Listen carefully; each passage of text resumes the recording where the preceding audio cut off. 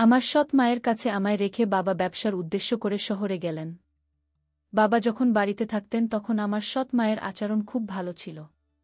যখন বাবা ব্যবসার কাজে চলে গেলেন 1 মাসের জন্য, ঠিক তখন থেকেই আমার সৎ মায়ের আচরণ পাল্টে গেল। আমি যখন রাতে খাবার খেতাম, তারপর আমি আর কিছুই বলতে পারতাম না। আমি খাবার খাওয়ার সাথে সাথে আমি ঘুমিয়ে যেতাম। এরকম আমার এর আগে কখনো হয়নি।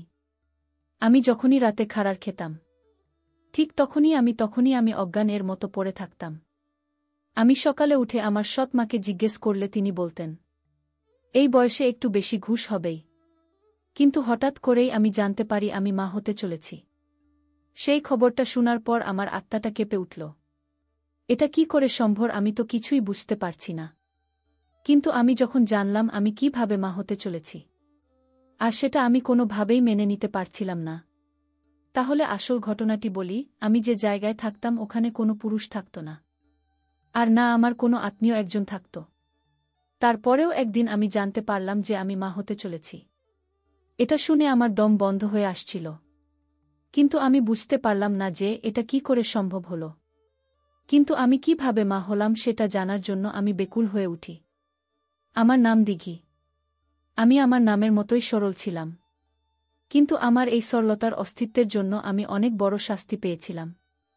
দুঃখ কষ্টে ভরে উঠল আমার জীবন, আর আমি বুঝতেও পারিনি। আমি বোকা ছিলাম যার উপর দিন রাত অত্যাচার হতো, কিন্তু সেটা আন্দাজও করতে পারতাম না।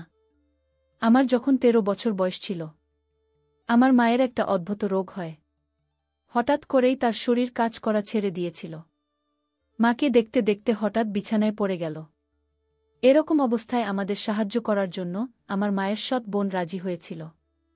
সেই মায়ের খেয়াল রাখত আর ঘর সামলে রাখত।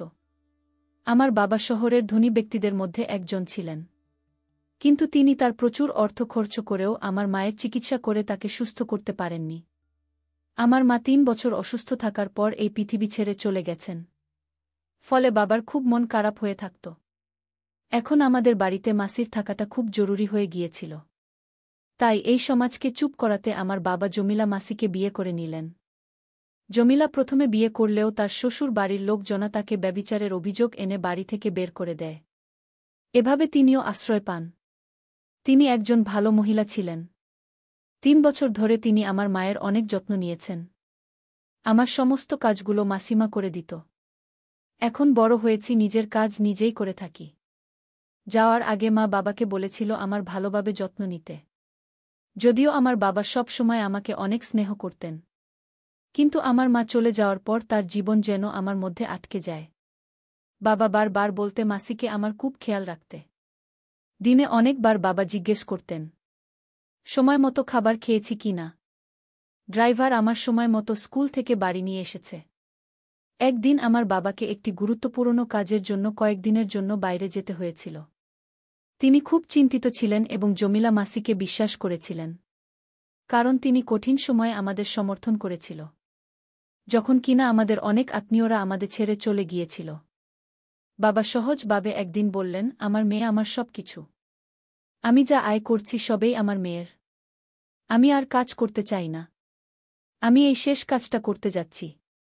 এই কাজটি আমার এত সম্পদ দিবে যে আমি সারা জীবন বসে বসে খেতে পারব। তারপর আমি আমার সমস্ত সম্পদ আমার মেয়েকে দেব এবং তার বিয়ে দিয়ে দেব। আমার মেয়ের জামাই আমার সাথে থাকবে। আমি শুধু আমার স্ত্রীর স্মৃতিতে আমার শেষ জীবন কাটাতে চাই। আমি তোমাকে আশ্রয় দিয়েছি, এটা তোমার বাড়ি, তোমার কোনো কিছুই অভাব হবে না। জমিলা মাসি আমার বাবাকে বলছিল, আমি অনেক ভাগ্যবান যে তুমি আমাকে তোমার বউ মেনে নিয়েছ। আমিও সারা জীবন দিঘির মা হয়ে কাটাতে চাই। আমি তার মাকে কথা দিয়েছিলাম যে আমি সব সময় তার যত্ন নেব। তিনি আমার আসল বোন ছিলেন না, তবে তিনি বোনের চেয়ে বেশি ছিলেন। আমি তার কাছে আমার প্রতিশ্রুতি পূরণ করতে চাই এবং এটাই আমার জীবনের লক্ষ্য। আমার বাবা বললেন, আমি নিশ্চয়ই জীবনে অনেক কিছু পূরণ করেছি যে আমি তোমার মতো একজন ভালো মহিলা পেয়েছি। 1 বছর পর গ্রামের বাইরে যাচ্ছি। আমার মেয়েকে তোমার কাছে ভরসা রেখে ওর খেয়াল রেখো। আমি তার জন্য একটা সম্বন্ধ দেখেছি। ছেলেটি আমার বন্ধুর ছেলে, তার সাথে দিঘির বিয়ে দেব এবং আমার সমস্ত সম্পত্তি তাদের দুজনের নামে করে দেব। আমার বয়স যখন 15 বছর তখন আমার বাবা আমাকে জমিলা মাসির কাছে রেখে যান। বাবা বললেন তিনি তাড়াতাড়ি ফিরে আসবেন। কিন্তু যেদিন বাবা এই গ্রাম ছেড়েছেন সেদিন থেকে জমিলা মাসির মনমানসিকতা বদলে গেল। সেই রাতে সে আমার জন্য রান্না করেনি। আজকেও রান্না করেনি কেন জিজ্ঞেস করলে সে বলল, আমার শরীর খারাপ, ফ্রিজে যা পড়ে আছে তাই খাও। একদিন ছুটি দেওয়া উচিত, তা অন্তত আমি বুঝতে পারতাম। তাই আশপাশে যা ছিল তা খেয়ে ঘুমিয়ে পড়লাম। রাতে আমার বাড়িতে কিছু নড়াচড়ার শব্দ শুনতে পেলাম। আমার ঘুম খুব কাঁচা ছিল, আমি জেগে উঠলাম। আমি দেখলাম জমিলা মাসি দরজা বন্ধ করছে। আমি তার দিকে তাকালাম এবং সে কিছুটা ঘাবড়ে গেল। আমি জিজ্ঞেস করলাম, কেউ এসেছে কি না? জমিলা মাসি কিছু বলল না। আমি দরজা বন্ধ করতে ভুলে গিয়েছিলাম। সেজন্য সে দরজা বন্ধ করতে এসেছিল। আমি আমার ঘরে ফিরে এলাম। পরের দিন স্কুলে গিয়ে জানতে পারলাম শহরের কিছু রোগ ছড়িয়ে পড়া, স্কুল থেকে ছুটি দিয়ে দিচ্ছি। আমি খুব খুশি হয়ে উঠলাম যে এখনও স্কুলে যেতে হবে না, সারাদিন ঘরেই থাকব। যাই হোক, আমার বাড়িটা এমন ছিল যে বাড়ি ফিরতে একটা জিনিস খেয়াল করলাম যে আমাদের বাড়িতে অতি বয়স্ক পাহারাদার গোপাল কাকু আজ গেটে উপস্থিত নেই। গেটের অন্য প্রহরীকে জিজ্ঞেস করলাম, গোপাল কাকু কোথায়? সে বলল যে কয়েকদিনের ছুটিতে গ্রামে গেছে। আমি অবাক হয়েছিলাম যে আজ পর্যন্ত 18 বছরে একটাও ছুটি নেননি। সকাল ছেলে মেয়েদের বিয়েতে গেলেও রাতে ফিরে আসতেন। কয়েকদিনের ছুটিতে কিভাবে গেলেন? মনে হয় এটা কোনো বড় ব্যাপার ছিল। যাই হোক, আমি আমার বাড়ি ফিরলাম। রাতে জমিলা মাসিকে আমার জন্য আমার পছন্দের খাবার রান্না করেছিল এবং গতকাল সে আমার জন্য রান্না করেনি বলে আমার থেকে ক্ষমাও চেয়েছিল। সে বলছে আমার বাবা চলে যাওয়ায় তার একটু মন খারাপ ছিল। আমি তাকে বললাম, তুমি কি আমার বাবাকে খুব ভালোবাসো? আমার মা আমার বাবাকে অনেক ভালোবাসত। সে বলল, তোমার বাবা এত ভালো মানুষ যে কেউ তার প্রেমে পড়তে পারে। আমিও তার প্রেমে পড়তে শুরু করি। কিন্তু সে আমার দিকে তাকায় না। তুমি আমার সৎ মা হলেও আমি তোমাকে কখনো অপরিচিত মনে করিনি। বাবা ফিরে এলে আমি তাকে বলবো, আমার মায়ের সাথে যেমন করে থাকত ঠিক সে যেন তোমার সাথে তেমন করেই থাকে। জমিলা মাসি আমাকে জিজ্ঞেস করতে লাগল, তোমার বাবা তোমার মায়ের সাথে কেমন থাকতেন? আমি বলেছিলাম যে তিনি প্রতিদিন আমার মায়ের জন্য নতুন এবং দামি উপহার নিয়ে আসতেন। তিনি তার প্রশংসা করতেন। দুজনকে একসাথে খুশি দেখে আমিও খুব খুশি হতাম। আমি শুধু তার সাথে কথা বলেছিলাম এবং আমার পছন্দের খাবার খাচ্ছিলাম, এটা তো সত্য যে তিনি খুব ভালো খাবার রান্না করতেন, এমনকি আমার মায়ের চেয়েও ভালো। এরপর আমার রুমে এসে আমি এত গভীরভাবে ঘুমিয়ে পড়েছিলাম মনে নেই।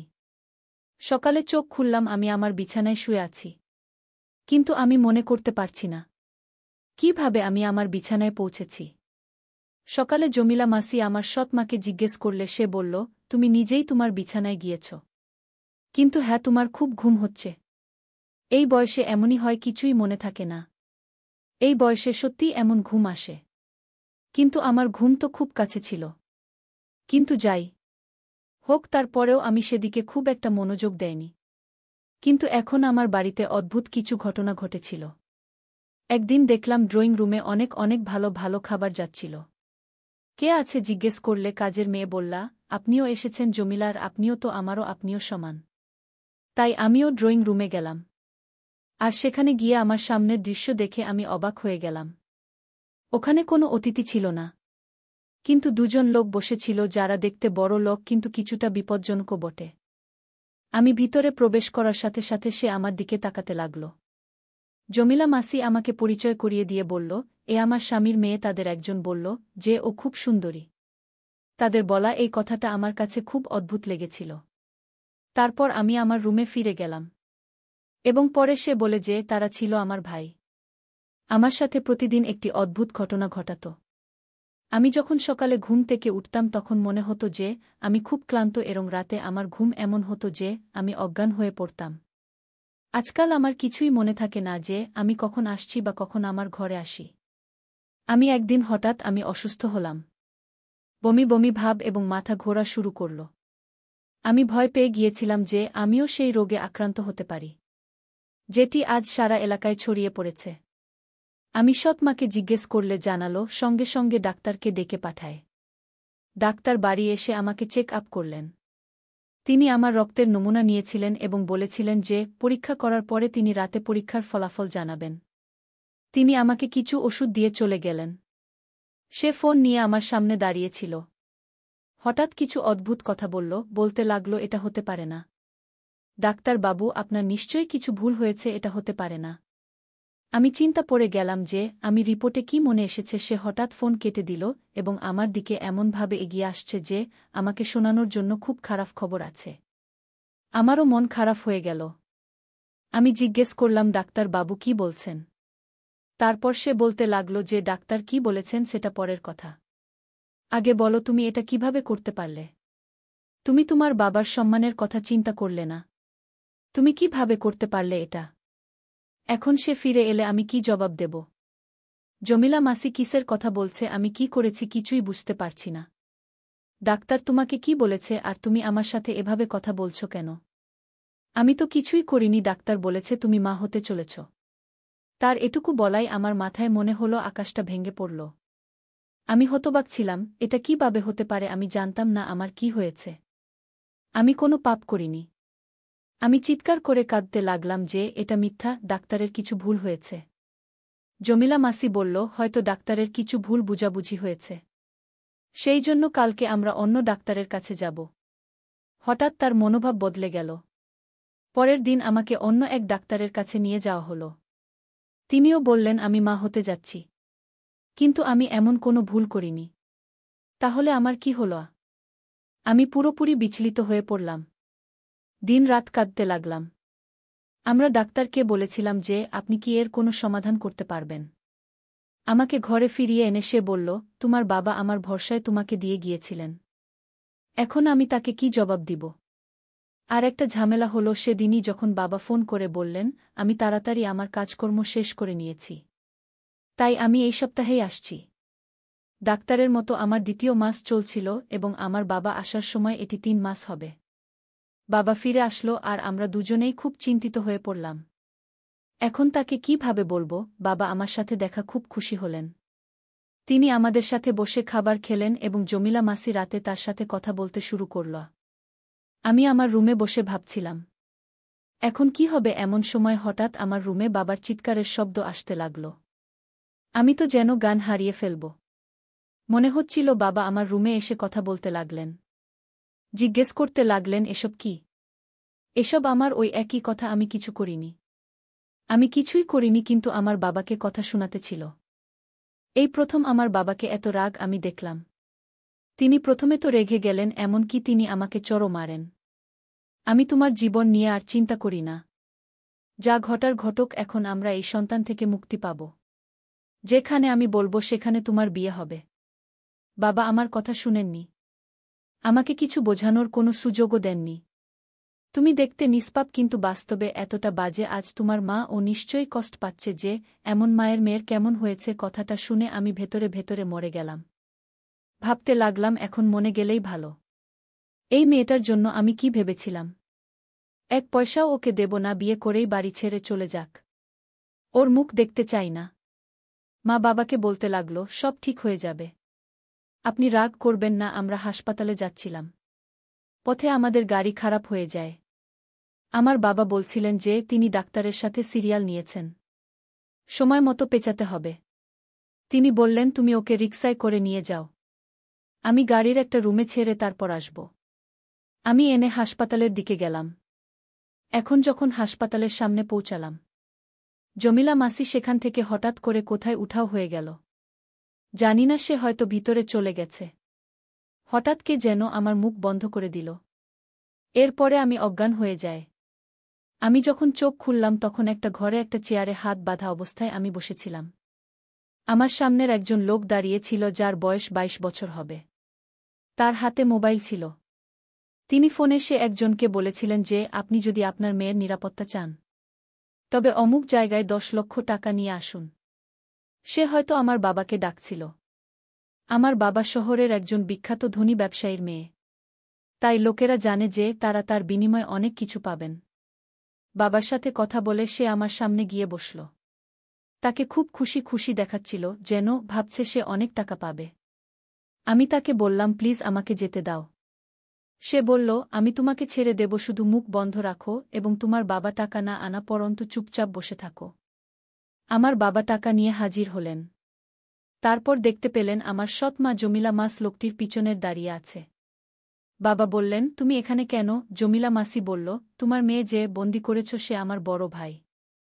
আমি চাই তোমার মেয়ের সাথে আমার ভাইয়ের বিয়ে হোক। আর সমস্ত টাকা পয়সার সম্পত্তি আমার ভাইয়ের নামে হোক। আমার মায়ের আসলে চেহারাটা আজ পরিষ্কার হয়ে গেল। আমার সৎ মা জমিলা মাসি আরও বললেন, তোমার মেয়ে যে মা হতে চলেছে সেটা আমার ভাইয়ের। আমি তোমার মেয়েকে রাতে এমন কিছু খাওয়াতাম সে সাথে সাথে ঘুমিয়ে যেত। তার কোনো হুঁশ থাকত না। আর এই মুহূর্তে আমার ভাইকে তোমার মেয়ের রুমে পাঠাতাম, আর রুমে গিয়ে কি করেছিল সেটা তো তুমি বুঝতেই পারছ। আমি আর বলতে পারছি না। এই কথা আমার বাবা শোনার পর আমার বাবা হতাশ হয়ে গেলেন। আর বাবা 10 লক্ষ টাকা দিয়ে আমাকে তাদের কাছ থেকে নিলেন। বাবা পরদিন থানায় গিয়ে মামলা করে দিল। আর এর কিছু দিন পর আমার সৎ মা এবং তার ভাইকে জেলে নিয়ে গেল। তাদের কঠিন শাস্তি হল। পরিশেষে একটা কথা তোমাদের বলতে চাই। আসলে সৎ মা কখনো আপন হয় না। সৎ মা সতই থাকে। আজকের গল্পটি কেমন লাগলো তা অবশ্যই কমেন্ট করে জানাতে ভুলবেন না। আর যদি ভিডিওটি ভালো লাগে চ্যানেলটি সাবস্ক্রাইব করে পাশে থাকুন। ধন্যবাদ।